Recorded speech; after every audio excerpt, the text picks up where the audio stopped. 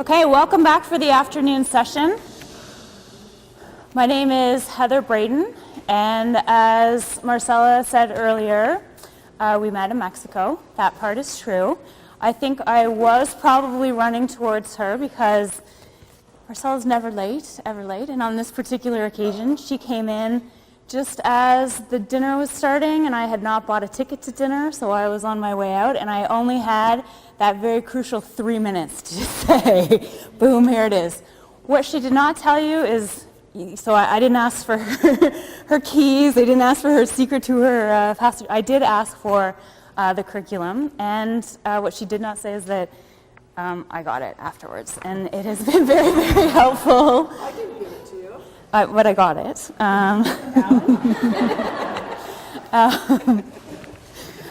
So what it did allow for is,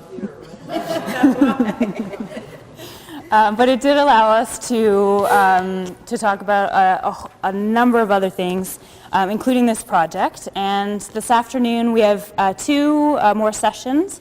So climate change and landscape architecture. Susan Harrington from UBC and myself were co-chairing this session. And then afterwards we'll have a talk on knowledge mobilization. So we're about halfway through, and so far so good, I think.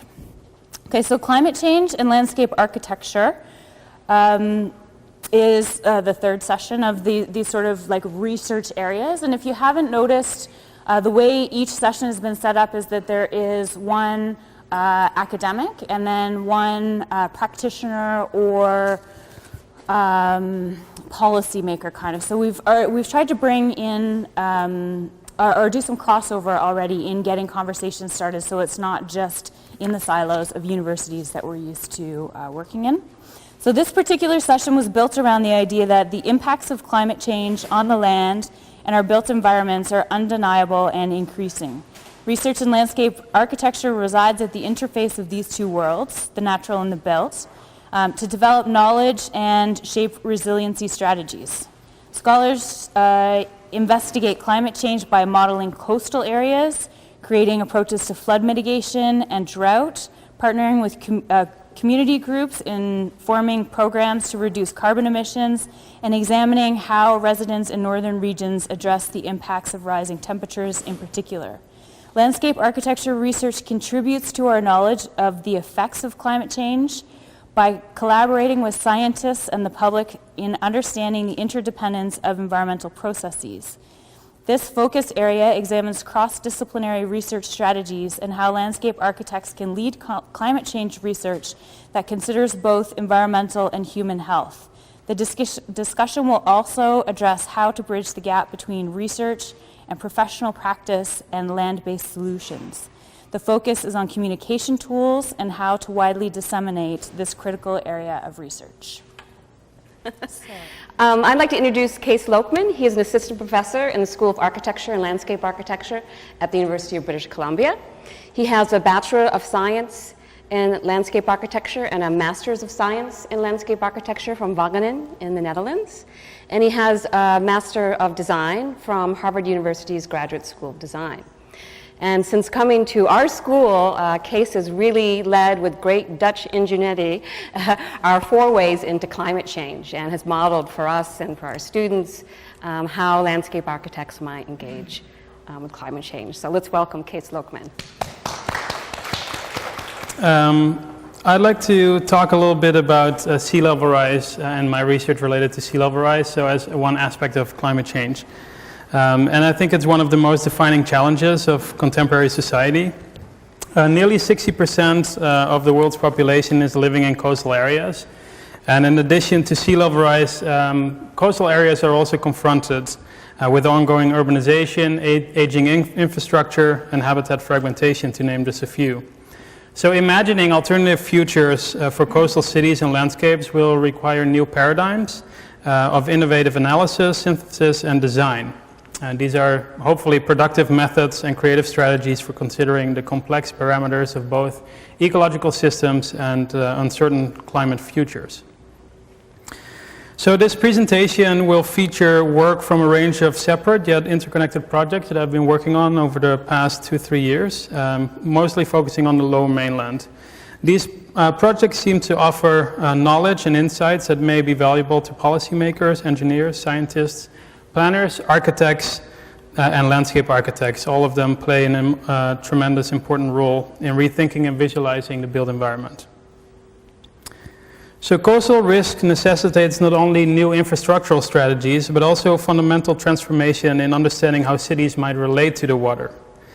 As such, the research I'm engaged in seeks to reframe discussions around sea level rise from one that's primarily seen as a risk and an engineering challenge to one that's focused on opportunities for designing new urban waterfronts, landscapes, and provide integrated approaches that can address multiple objectives. Seen in this light, sea level rise could be seen as an inspiration for imagining the transformation of cities into new conditions that are not only resilient, but also greener, healthier, and more equitable. Recent concepts, including integrated flood management and adaptive management, have spurred the development of new cross-boundary planning frameworks in order to coordinate decision-making, share resources, and create new financing mechanisms. Yet these planning frameworks alone are not enough to respond to the long-term multidimensional challenges of climate change. Since they really focus on physical environment, they also need to be designed and implemented. So pushing the conventional boundaries of representation techniques not only reveals the hidden condition of familiar sites. Let's see, this should be an animation, but it was, oh, interesting. On my preview, it doesn't show the animation. Okay. Pushing the conventional boundaries of representational techniques not only reveals the hidden conditions of familiar sites, it also generates inspiration for new design interventions. Visualizing dynamic processes so they become accessible and easily understood is critical communication of how climate change will affect coastal environments. Representation and visualization is the first step toward creating the novel designs and plans that will reflect the dynamic futures of coastal communities. Landscape architect Christina Hill and others have pointed out that designers should play a key role in generating, testing, and simulating the effectiveness of different spatial adaptation strategies across a range of scales. Particularly with the uncertainty in terms of how, when, and where sea level rise will affect urban and natural systems, it will be important to explore different strategies, both generic and site-specific, in order to address a wide range of stakeholders, both human and non-human, and spatial conditions. This visualization is actually from a recent U of M grad, Calvin Tan, so thank you for sending, well, I don't know, for educating him and helping us think these things through as well. So there's a need to conceive of infrastructures that exploit rather than disrupt the connection to water. In some cases, this means expanding notions of infrastructure beyond hard engineered structures to encompass what has come to be known as green infrastructures, wetlands, islands, parklands, and vegetation. So this really is incorporating the geological, ecological, and biological systems into coastal infrastructures to mitigate flood, but also to create new, novel urban spaces that can withstand change.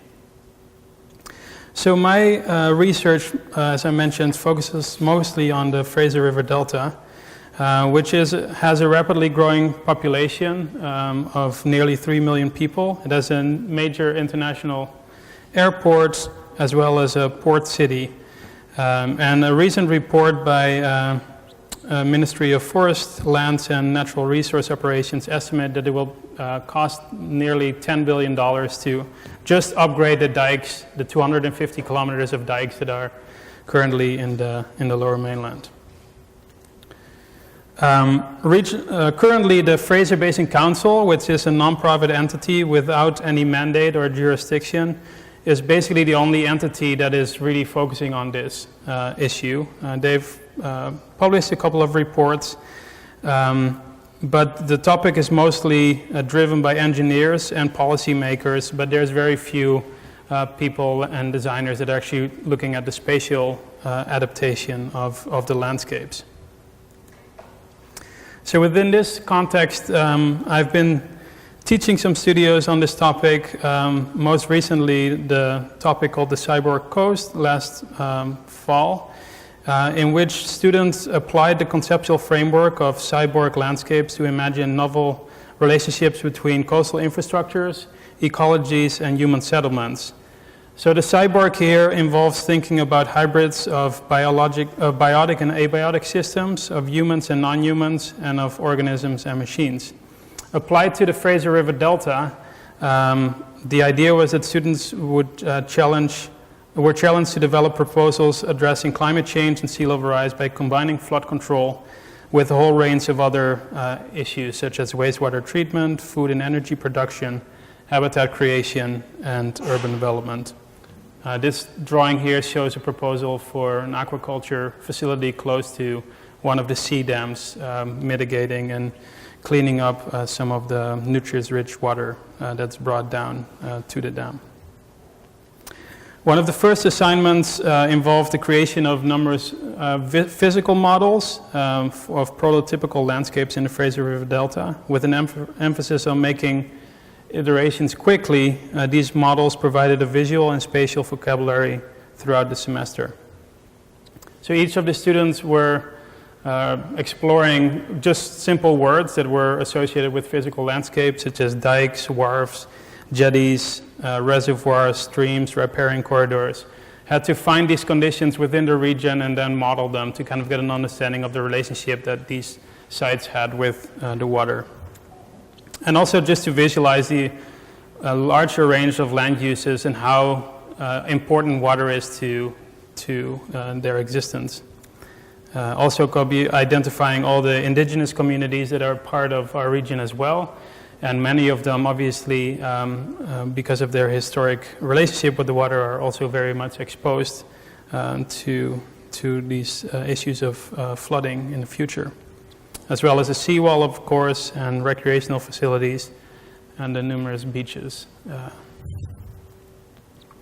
The second assignment focused on the application of digital tools to visualize the relationships between flood risks, critical infrastructures, and metabolic flows of nutrients, energy, waste, food, water, and habitats. So this is just a small segment of the group that was looking into water supply and wastewater treatment in the region. And it's showing basically how these networks are spread throughout the lower mainland and are very vulnerable to both flooding but also to earthquakes. But really the idea, and this is something that Alyssa mentioned earlier, was kind of on the role of mapping and visualization and animation to kind of tell a story that could show the exposure of the region to these risks. And highlighted here, it's hard to see, but our wastewater treatment plants are obviously in the lowest area because they want to use gravity to bring the sewage down, are also most exposed, and that could cause major risk as well. Other topics, these are just stills from other topics that we're looking into: sediment budgets and sediment flows, the ecological and sensitive ecosystems, anywhere from salmon runs to we're part of the Pacific migratory flyway and the importance of our area and the salt marshes for that, as well as the food systems. Obviously, this is a low-lying area. Most of the food produced in the region is in these lower-lying areas, but there's saltwater intrusion and risk of flooding as well. So finally, the study involved speculation on how existing infrastructures and resource flows could be recalibrated individually and as a system to create benefits. And these are some ideas, just kind of thinking about dikes that could be multifunctional dikes, which is currently not allowed within the Dike Act, but just some provocations here, as well as how coastal areas could become more productive, and we could shift agricultural practices within the intertidal zone that could also learn and integrate some of the indigenous practices, such as clam gardens, that have done this for centuries. So the next project I'll talk about is is this MyTex project, and this is something I think Susan has mentioned or brought up yesterday. It's an organization, I don't even know how you describe them, but they kind of facilitate industry-academia partnerships. And so an industry partner would fund for $7,500, and MyTex would match it for $7,500 for a student internship. And so I have been talking to 4 local firms in Vancouver: PFS Studio, Space to Place, HAPA Collaborative, and PWL Partnerships. And they've all put in, for 3 years, money for 1 student each summer to do an internship. So total, we have this 3-year project in which we're looking at regional challenges, identifying case studies, which will happen next year, and then doing knowledge mobilization through an exhibition. But it's primarily relating to providing and foregrounding the role that landscape architects can play in thinking through these issues, which is currently in the region mostly seen as an engineering issue. So one of the things that we're working on right now is a timeline of the region and the shoreline interventions and transformations that have happened. So we've been going through a lot of different reports and books and trying to identify when were the major floods in the region, how has that spurred certain acts and regulations and policies, as well as what are the archival stories from communities, indigenous perspectives, how they've lived with the water and what we can learn from that. Another important component that came to the foreground was that the jurisdiction are very complex, and so this animation shows the complexity of overlapping jurisdictions as it pertains to the Musqueam Reserve in Vancouver. Depending on where interventions are proposed, municipalities and First Nations will have to engage a laundry list of local, provincial, and federal bodies to get approvals. This is not only extremely timely, but also frustrating, as many policies and regulations make it hard to implement any interventions that are not on your land. So as soon as you want to go in the foreshore, then you have to engage a whole list of regulatory bodies. So a lot of people just go with a dike or a seawall because that's what they can do within their own jurisdiction. So that work led to the idea that we need more pilot projects. We need more experimentation in the region to kind of understand how we can push these regulatory processes and bodies to experiment with other solutions. So currently I'm a PI of a multidisciplinary team of academics, collaborating with local and provincial governments, utility providers, coastal engineers, and other stakeholders to envision coastal resilience strategies that create co-benefits and serve multiple constituencies. This one particularly looks at coastal erosions of the Point Grey Cliffs, where UBC is situated. And it's kind of, the beaches are eroding, which are exposing the cliff toe, and then the cliff toe houses not only ecosystems and recreational functions, but also sewer systems and others. So if the cliffs are eroding, there's in the long term like a $250 million ticket associated with the removal or relocation of sewage systems. So it's both a short-term and a long-term problem. And this, from a research point of view, I think it's interesting to think about the role that data is playing. Insufficient or inaccurate data combined with wide-ranging climate projections often complicate the planning and design process. Reduction in vulnerability requires an up-to-date inventory of potential sea level rise risks and impacts across a range of scales. However, as designers and decision makers, we currently rely on provincial and national models that don't really take into consideration these local variations. Yet, in order to plan, design, and evaluate the effectiveness of proposed adaptation strategies, it will be crucial to refine these projections and get ground truth information. So the Living Breakwaters project is really, in its first phase, it's really about modeling and kind of generating information that's currently not available. Within a multi-scale and multi-sectoral approach, anticipated outcomes of this project will include the development of various coastal models, as well as an online platform resource database that all levels of governments and municipalities can engage in developing holistic land use plans and adaptation strategies for coastal adaptation. So these are, I'm not going to go into this, we're working closely with TU Delft because we actually realized that within UBC the coastal engineering department is too weak, and within the region there's quite some coastal engineering firms that have knowledge, but it's hard if you don't have that much money to actually get them engaged in research. So right now we have some students from TU Delft that are actually developing this coastal model, which this is one of the first outputs from it. So it's looking at sediment, wave action in relationship to freshets, sea level rise projections, and the exposure of UBC cliffs, which is basically what you're kind of looking at in the white area. So the idea will be to propose interventions and see what the effects will be on wave actions and sediment flows, and also engaging the communities in developing adaptation strategies.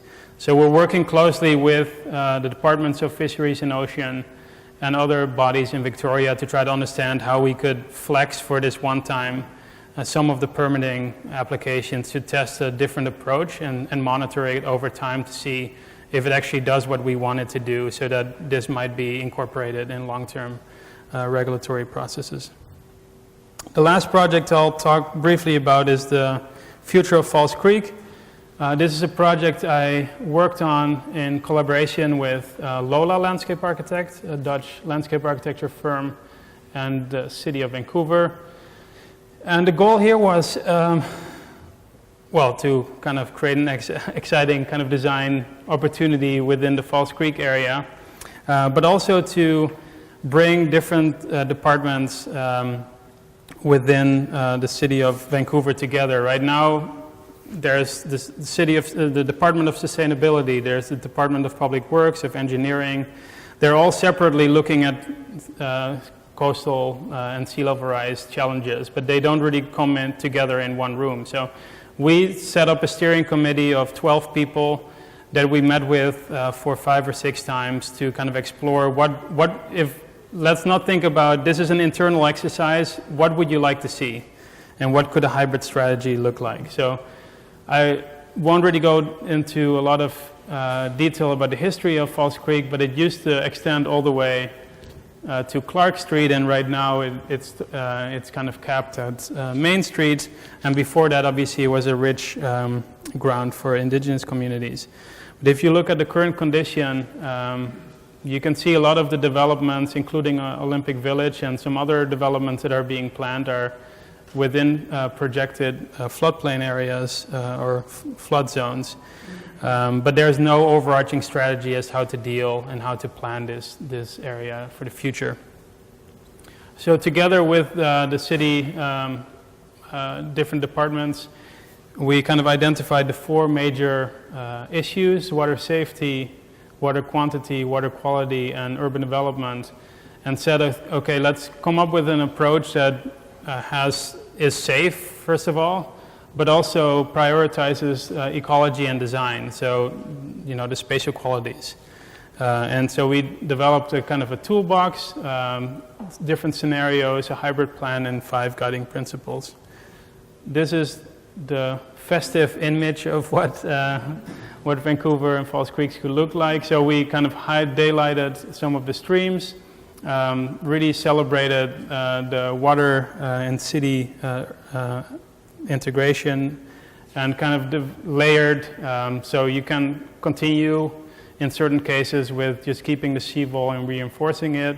You can integrate sponge parks and have certain zones that you can give up over time. These are the dynamic, and then you have a new seawall that at some points is where it is right now, but also at some points it engages the water. This led to kind of 5 guiding principles, but I'm running a little bit out of time, so I won't really go into them. So this is the last slide. I'll read my conclusion here. So I think the work and research that I'm engaged in starts from a point of view that climate change is not necessarily a problem that's waiting for a solution, but it's an environmental, cultural, and political phenomenon which demands a reshaping about the way we think about ourselves, our society, and about humans' place on Earth.